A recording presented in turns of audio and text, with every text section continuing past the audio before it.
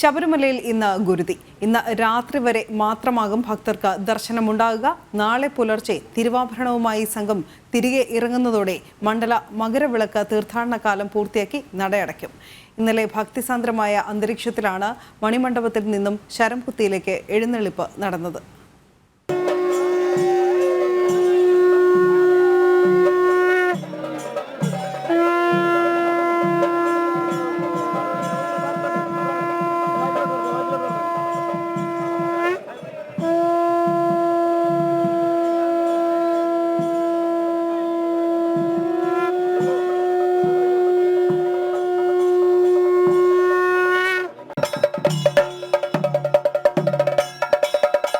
വാദ്യമേളങ്ങളുടെ അകമ്പടിയോടെ മണിമണ്ഡപത്തിൽ നിന്നും ആചാരപൂർവ്വം ശരംകുത്തിയിലേക്ക് എഴുന്നള്ളിപ്പ് ആരംഭിച്ചു.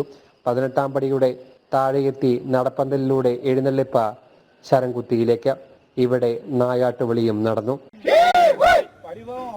നായ്ക്കളും വേടരുമായി ആർത്തുടൻ വനത്തിപ്പോക്കം വീടുകൾ വന്നുപാടെ വീടുകൾ വെന്തെരിഞ്ഞും ആടുകൾ. ശേഷം സ്വാമിയയ്യപ്പൻ ഭൂതങ്കടങ്ങളുമായി മേളങ്ങളൊന്നുമില്ലാതെ നിശബ്ദമായി സന്നിധാനത്തേക്ക് മടങ്ങുന്നുവെന്നാണ് വിശ്വാസം.